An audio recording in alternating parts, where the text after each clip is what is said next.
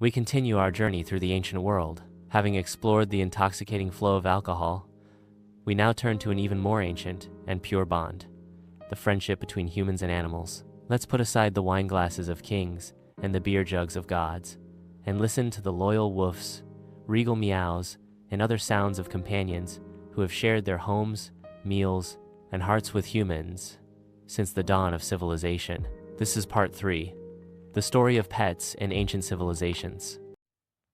The relationship between humans and animals is as old as fire and stone tools. But the idea of a pet, a creature welcomed into the home not just for its utility, but for its companionships, a beautiful sign of a developing civilization. And nowhere in the ancient world was this relationship more profound, complex, and sacred than in the land of the pharaohs, ancient Egypt. In Egypt, dogs were not just companions.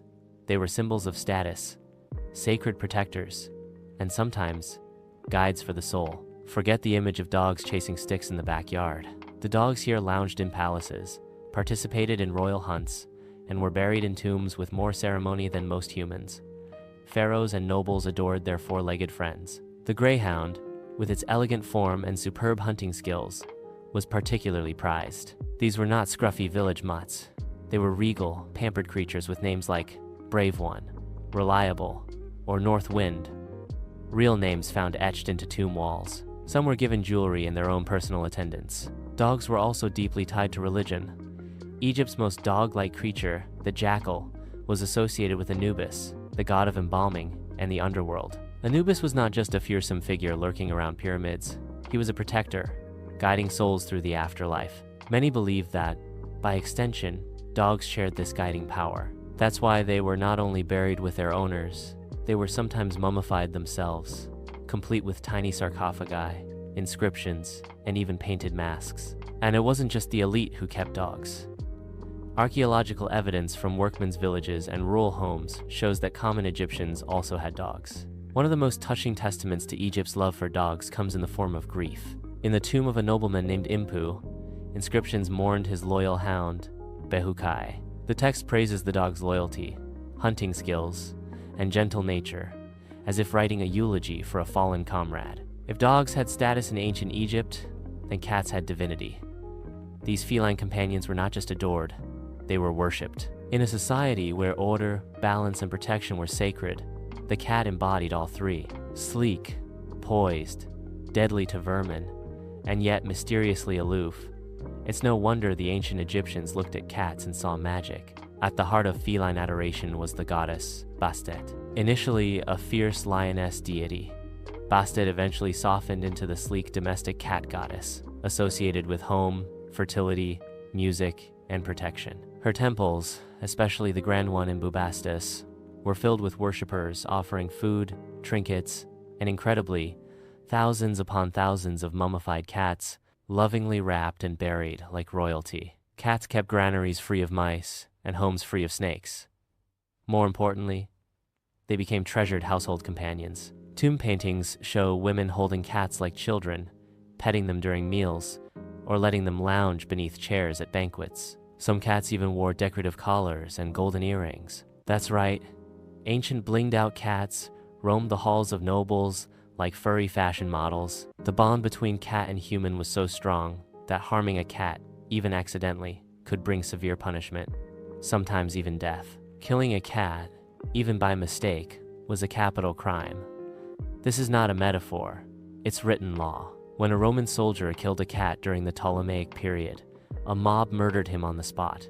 No one intervened, not even the pharaoh. The Romans, ever the imitators and refiners, took the concept of pets and elevated it into a lifestyle. If there was an animal small enough to be carried, cuddled, or taught to say Latin insults, it probably found itself living in a Roman villa. Dogs, birds, monkeys, if it could fit on a lap or sit on a shoulder, someone in a toga owned one. Let's start with lapdogs.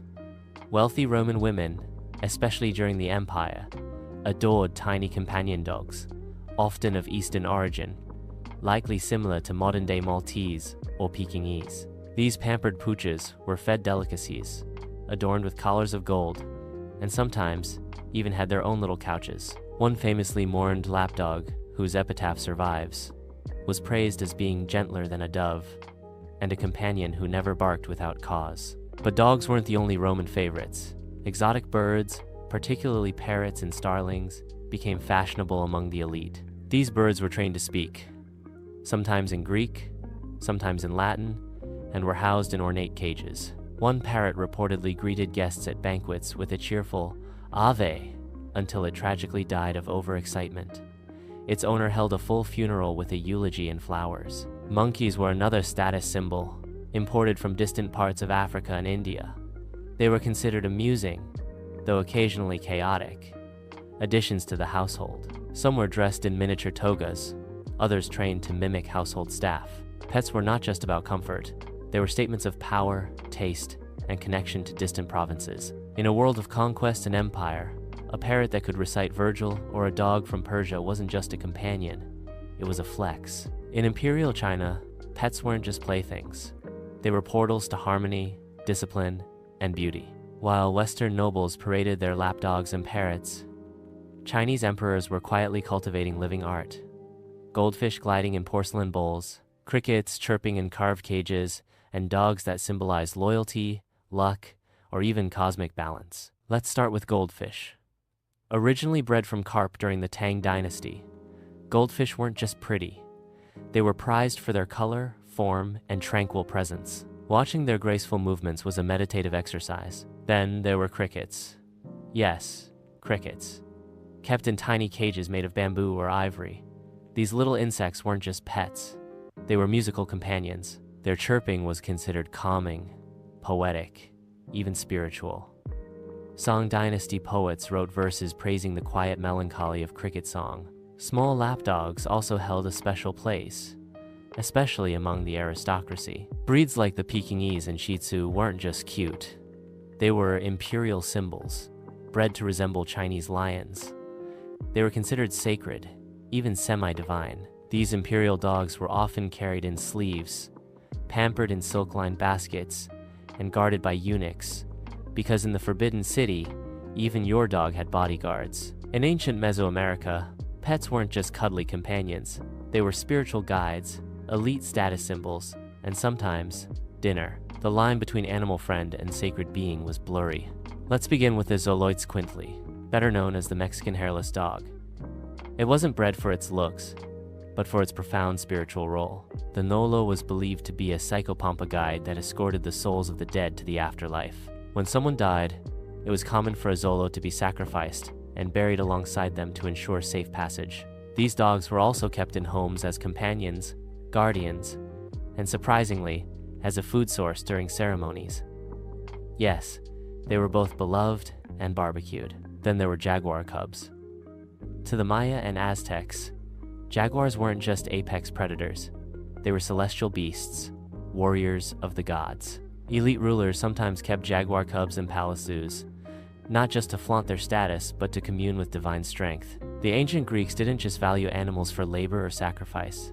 They brought them into their homes and myths. For the Greeks, dogs were not only loyal companions, but also symbols of devotion and protection. The most famous ancient dog might just be Argos, Odysseus' old hound, who after 20 years recognizes his master the moment he returns to Ithaca. It's a heartbreakingly loyal moment in Homer's Odyssey. The ancient Persians knew a thing or two about elegance, and their pets were no exception. From majestic falcons to the origins of the now iconic Persian cat, animals in Persia were not just decorations, they were messengers of class and soft power. While the breed as we know it today is a modern refinement, long-haired cats are believed to have originated in the mountainous regions of ancient Persia, prized for their beauty and calm demeanor. Falconry was also central to the Persian aristocracy, not only as an elite pastime, but as a symbol of discipline and harmony with nature. Finally, let's visit the Indus Valley civilization. Unlike the grandiose pet culture of empires like Rome or Egypt, the vibe in the Indus Valley was humble, domestic, and surprisingly wholesome. Archaeological digs have uncovered numerous clay figurines of dogs, not snarling beasts, but friendly, floppy-eared companions with wagging tails. They were not symbols of conquest. They were beloved members of the household. The discovery of dog toys made for children suggests these creatures were part of daily family life. To conclude, let's speak of a universal truth: loss. In the ancient world, Saying goodbye to a beloved pet was never taken lightly. In Egypt, the undisputed champion of animal burials, cats, dogs, monkeys, ibises, and even crocodiles were carefully mummified, wrapped in linen, painted with loving detail, and buried in necropolises dedicated solely to animals. The Greeks and Romans took a more personal, sometimes heartbreaking approach. Epitaphs carved into stone memorialized tiny lapdogs and songbirds with poetic flourishes. One Roman epitaph reads, "I am in tears while carrying you to your last resting place, as much as I rejoiced when bringing you home in my arms." Another mourns a dog named Margarita. She never barked without cause, but now she is silent. These were not throwaway sentiments. They showed how deep the emotional bond was. Across every corner of the ancient world, one truth held steady. Pets were not property.